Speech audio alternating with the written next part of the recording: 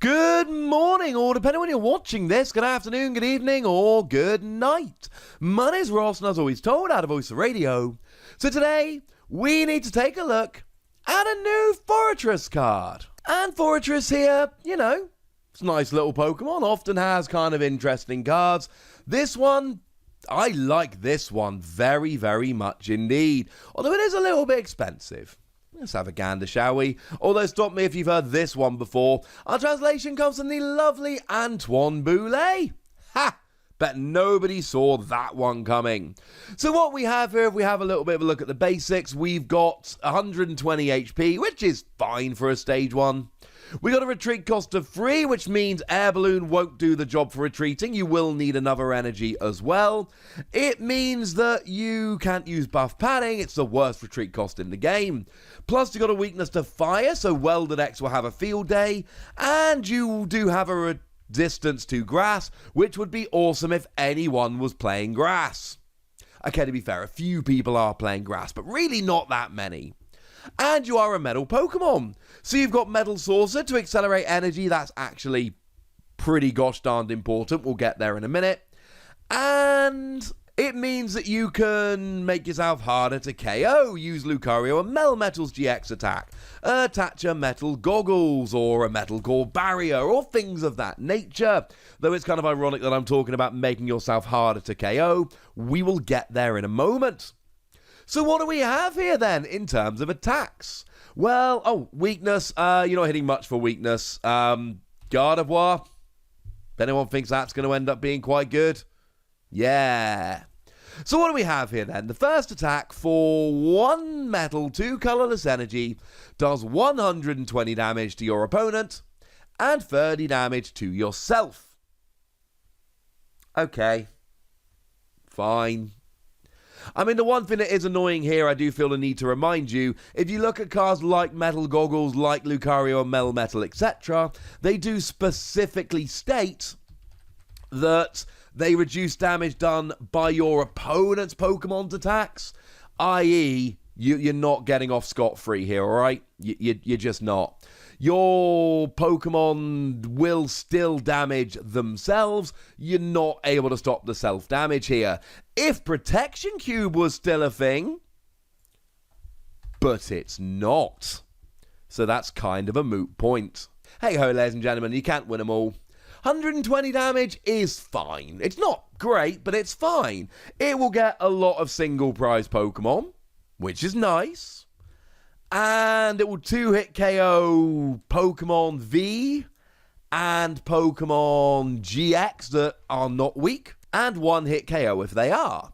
But to go back to Gardevoir, with weakness you're hitting 240, regular Gardevoir, boom, goes down. Gardevoir V Max, yeah, she's fine. Still 80 hit points left. And bearing in mind, if anyone's playing Gardevoir, it's going to be playing it in a healing deck. So Gardevoir's one you really do need to try and get a 1-hit KO on. And then you're doing 30 damage to yourself, so that 120, which is fine but not amazing, turns into 90, which is not good for a stage 1. Still better than Pidgeotto. But, yeah. It's not particularly good. Sorry, ladies and gentlemen. I find it quite difficult to back this particular card based off the first attack. I will tell you that a Twin Energy and a Metal Saucer will let you pay the attack in one go. And I do think there is something to be said for the speed. But that is, I think, about the best we can say. But it is the second attack that has really piqued my interest here. The second attack for 2 metal, 2 colorless energy. Both active Pokemon are KO'd. Oh. Simple as that. Both active Pokemon are KO'd. Your opponent's active Pokemon is KO'd and you are KO'd. Now, here's the thing. What if your opponent's active Pokemon is a Dragapult VMAX? That'll work. Because you see, Dragapult VMAX is a VMAX Pokemon and gives up free prizes. Forretress is a single prize Pokemon that gives up, wait for it, you ready? A single prize. So you're kind of winning that exchange. I'm loving it. Now, the thing to remember is this is really good against treble prize Pokemon. So tag team Pokemon like Reshiram and Charizard would also fit here. Against a single prize Pokemon, no. Because against a single prize Pokemon, you take them out and yourself, but then it's their turn, and they get the next hit, and they can try and jump ahead in the prize race. There are exceptions, of course. If your opponent just has no Pokemon up and rolling to attack with, and you're taking out their only attacker, and you're fairly sure, or indeed entirely sure, that they're going to miss an attack next turn, that will work.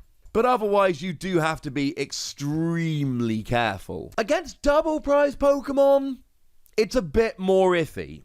You take 2 prizes, give up 1 prize, then it goes to their turn. So in theory, they're evening it up. But the biggest issue against 2 prize decks is that you're losing your Forretress with all of the energy and then another Pokemon. And it could run you out of resources faster than you might like. Now at this stage, a bunch of you are probably remembering about Beedrill and going, Wassy, why have you not mentioned Beedrill? I'm getting there, alright?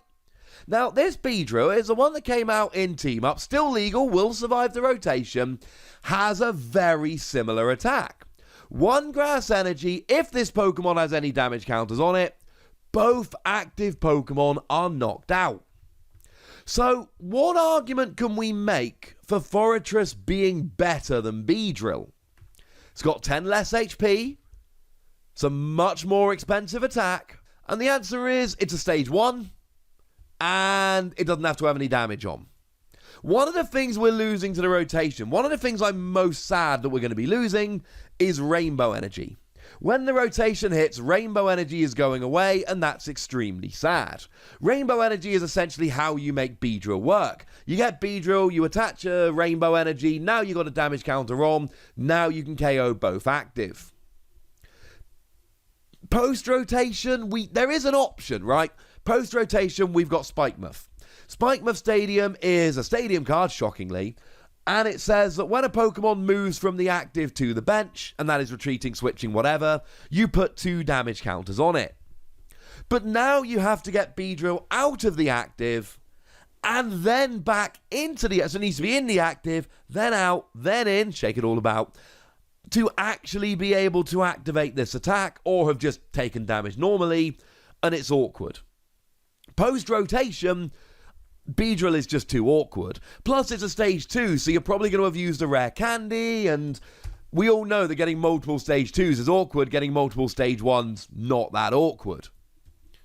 So I think post-rotation, this is better than Beedrill. But that doesn't answer the question of, yeah, but pre-rotation, no one's playing Beedrill. Okay. Beedrill has to be a deck. Beedrill has to be a deck in and of itself because it's a stage 2 grass Pokemon. Forretress, you basically need to have Twin Energy and Metal Energy. And then you're good. This fits as a tech into decks in a way that Beedrill never did. You can literally, if you're playing some random metal deck, you can just put this in as a 1-1 line. You can just go Metal Saucer, Twin Energy, and you're rolling. Or Metal Saucer, Energy Switch, Twin Energy, and you're rolling. This, and it's not a surprise because it's a stage 1, but you can just have this out and then go for it when you need to, and it can just be a nice distraction. If you're playing a Zacian deck, you can just whack this on the bench, and if your opponent doesn't KO it, nice cheeky V-Max KO, and if your opponent does KO it, brilliant, you've KO'd some random stage 1 with no energy on, whereas my actual attacker is now just here ready to go.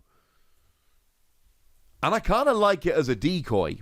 But a decoy that you can use if you really want to.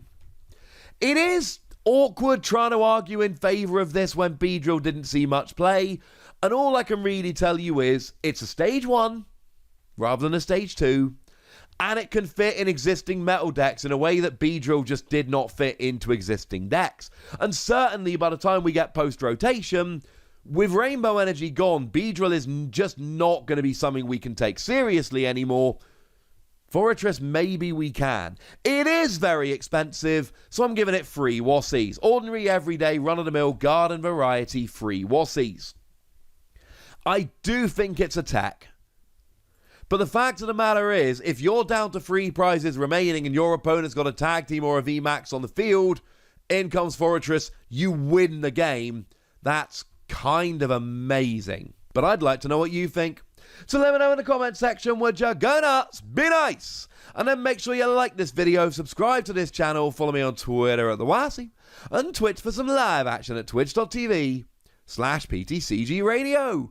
If you want to support the channel, get some bonus podcasts and all that good stuff, head on over to patreon.com/PTCGRadio, where you can do exactly that. But by far the most important thing, as always, look after yourselves till next time, would ya?